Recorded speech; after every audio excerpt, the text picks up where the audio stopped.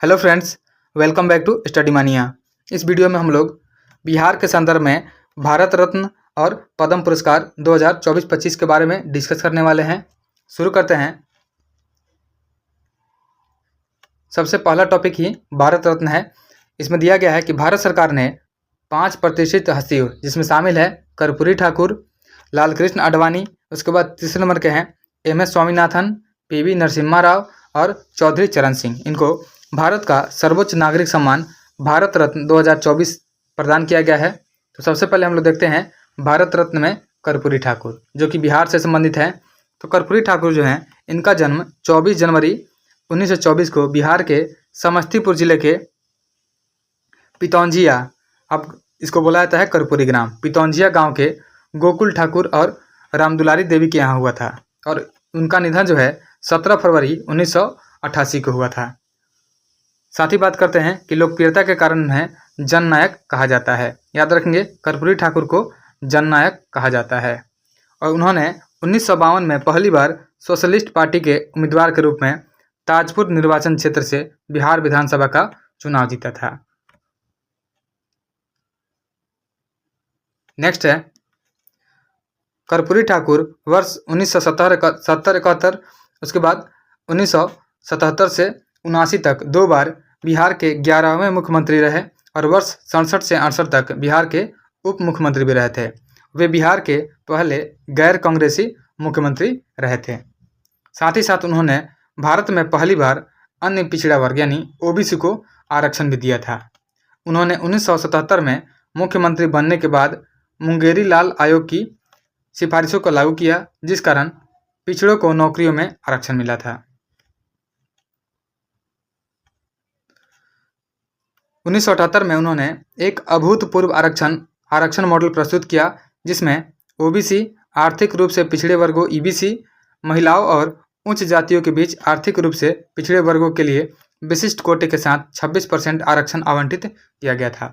और उन्होंने बिहार में उर्दू को दूसरी राजकीय भाषा का दर्जा दिया था। यह भी याद रखेंगे, इंपॉर्टेंट क्वेश्चन है यह कि उन्होंने बिहार में उर्दू भाषा को दूसरी राजकीय भाषा का दर्जा भी दिया था। उसके बाद ये भारत रत्न पाने वाले 40वें और मरणोपरांत भारत रत्न पाने वाले 15वें एवं बिहार से भारत रत्न पाने वाले चौथे व्यक्ति हैं। इन सभी क्रम को आप लोग याद रखिएगा कि भारत रत्न पाने वाले 40वें व्यक्ति हैं, मरणोपरांत भारत रत्न पाने वाले 15वें व्यक्ति हैं, लेकिन बिहार से भारत रत्न पाने वाले चौथे व्यक्ति हैं। साथ ही बात करते हैं हम लोग बिहार और पद्म पुरस्कार 2025 के बारे में। तो बिहार में जो पद्म पुरस्कार दिया गया है 2025 में, उसके बारे में हम लोग बात करने वाले हैं कि पद्म पुरस्कार 2025 के तहत जो है बिहार के कुल 7 व्यक्तियों को पद्म पुरस्कार 2025 दिया गया है, जिसमें एक दिया गया है पद्म विभूषण, एक पद्म भूषण और 5 जो है पद्मश्री शामिल है। तो सबसे पहले हम लोग देखते हैं पद्म विभूषण। जो पद्म पुरस्कारों में सबसे सर्वोच्च होता है वो होता है पद्म विभूषण।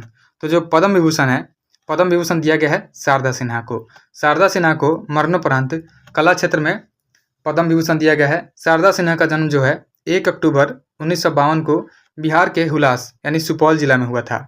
और संगीत के क्षेत्र में उनके उत्कृष्ट योगदान के लिए 1991 में पद्मश्री और 2018 में पद्म भूषण पुरस्कार से सम्मानित भी किया गया था। याद रखेंगे कि संगीत के क्षेत्र में शारदा सिन्हा के उत्कृष्ट योगदान के लिए 1991 में दिया गया था, इनको पद्मश्री दिया गया था। उसके बाद 2018 में पद्म भूषण दिया गया था और उन्हें बिहार कोकिला के नाम से भी जाना जाता है।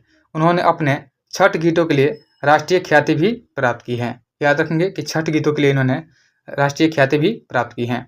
साथ ही साथ हम लोग देखेंगे दूसरे नंबर पे है पद्म भूषण। तो पद्म भूषण जो दिया गया है, यह दिया गया है सुशील कुमार मोदी को, जो मरणोपरांत दिया गया है। और इनको दिया गया है सार्वजनिक मामलों के लिए दिया गया है। सुशील कुमार मोदी का जन्म 5 जनवरी 1952 को पटना में हुआ था और वे 2005 से 13 तक और 2017 से 20 तक बिहार के उप मुख्यमंत्री और वित्त मंत्री भी रहे थे। वे राष्ट्रीय स्वयंसेवक संघ के आजीवन सदस्य भी थे। साथ ही बात करेंगे कि 5 व्यक्तियों को बिहार में पद्मश्री सम्मान 2025 दिया गया है। उसके बारे में जो पहला दिया गया है, यह दिया गया है कुणाल किशोर को दिया गया है पद्मश्री। उनको मरणोपरांत सिविल सेवा के लिए दिया गया है कुणाल किशोर को। कुणाल किशोर जो हैं एक पूर्व IPS अधिकारी भी थे और महावीर मंदिर ट्रस्ट के अध्यक्ष भी रह चुके हैं। उसके बाद दूसरे नंबर पे हैं भीम सिंह भावेश।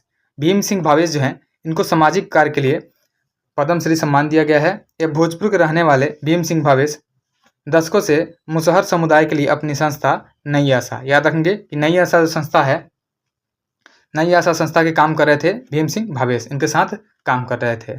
उसके बाद पद्मश्री जो तीसरा दिया गया है, यह दिया गया है हेमंत कुमार को। डॉक्टर हेमंत कुमार को तीसरा पद्मश्री दिया गया है, ये जो चिकित्सा से संबंधित है।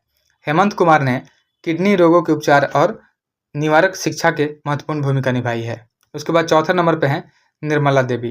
निर्मला देवी को कला क्षेत्र में दिया गया है पद्मश्री।